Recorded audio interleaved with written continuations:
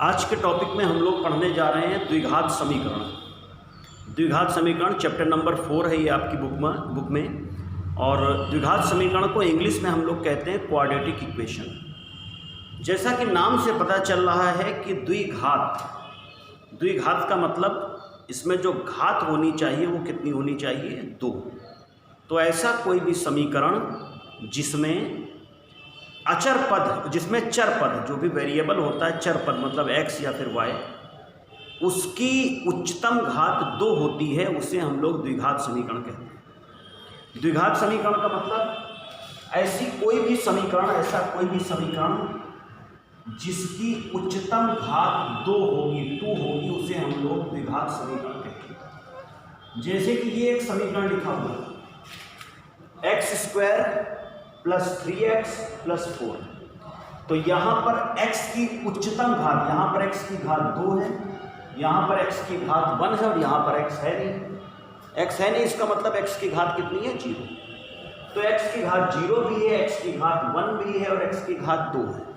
लेकिन अगर बात की जाए कि x की उच्चतम घात, अगर हम बात करें x की उच्चतम घात, तो x की जो उच्चतम घात है वो कितनी है, 2 है।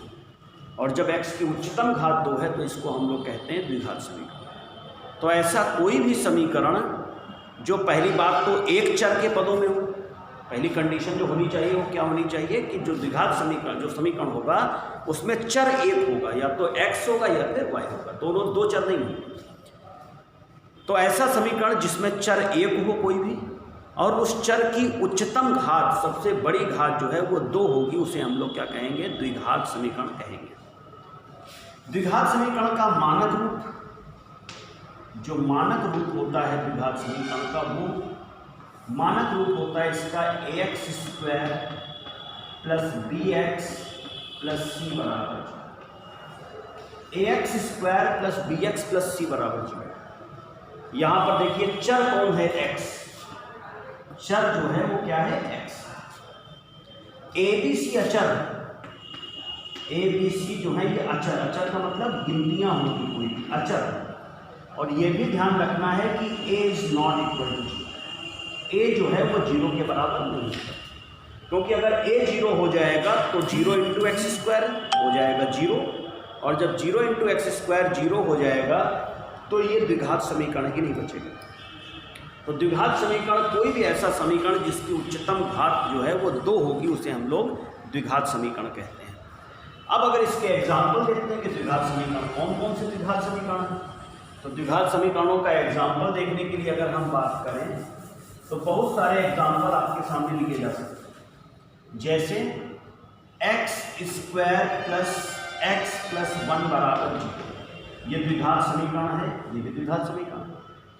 यहीं पे ले लें x की पावर 3 + x² + x + 1 बराबर 0।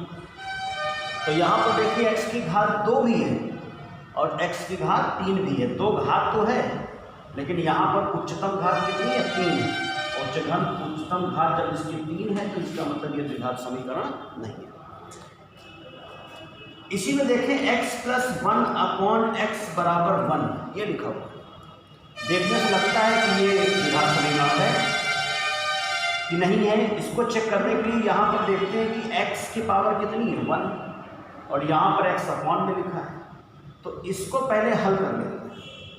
x हमने एलसीएम लिया, x² + 1 क्रॉस मल्टीप्लाई कर दिया, x² + 1 बराबर x आया, x² - x + 1।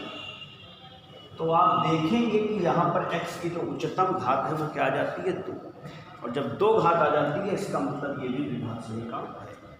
तो ऐसा कोई भी समीकरण जिसकी उच्चतम घात 2 होती है उसे हम लोग द्विघात समीकरण कहते हैं।